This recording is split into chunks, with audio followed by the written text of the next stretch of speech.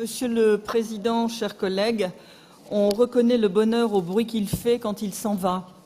Cette citation de Jacques Prévert reflète sans doute l'état d'esprit de nos amis anglais à l'heure de quitter une Union européenne tant décriée, mais qui leur prouve jour après jour qu'un pays solitaire dans le monde actuel risque de déstabiliser son gouvernement, son économie et son influence internationale. Il conviendrait d'ailleurs pour certains de se pencher davantage sur les effets désastreux pour les Anglais d'un tel départ et de cesser d'énoncer des contre-vérités sur les effets providentiels d'une sortie de la France de l'UE.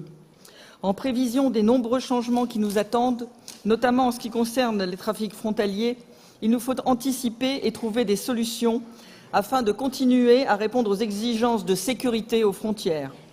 Savoir reconnaître les capacités d'autres pays à résoudre des problèmes que nous risquons de rencontrer et s'en inspirer est une grande force et fait gagner un temps précieux. C'est ce qui s'est passé entre l'Autriche et la région Hauts-de-France avec l'Institut autrichien de technologie de Vienne et Haïti en particulier, le seul reconnu en Europe pour avoir mis en œuvre une solution globale intégrant technologie et formation sur 3 types de frontières, les usagers restant dans les véhicules. 3 minutes supplémentaires de contrôle pourraient provoquer des dizaines de kilomètres d'attente, côté français comme côté anglais.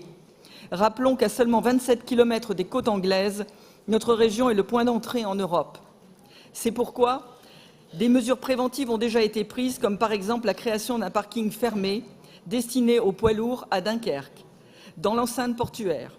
Étant convaincu que les sites régionaux les plus impactés en région par le Brexit seront Calais, Boulogne, Dunkerque et que les solutions doivent être non seulement nationales et régionales, mais surtout européennes, nous sommes satisfaits de constater que ce sont les services de la région chargés de la mission européenne à Bruxelles qui ont initié ces propositions. Ce sont eux aussi qui ont organisé les rencontres avec les partenaires potentiels qui travaillent sur l'adaptabilité du système Fast-Pass voyageurs au fret. Nous saluons aussi la prudence du marché négocié qui autorisera des entreprises des HDF proches des sites portuaires frontaliers à candidater sur des marchés de fourniture permettant d'accélérer la mise en place des travaux urgents et nécessaires lorsque nous serons définitivement fixés sur les accords du Brexit. Merci beaucoup. D'autres interventions? Le scrutin est ouvert.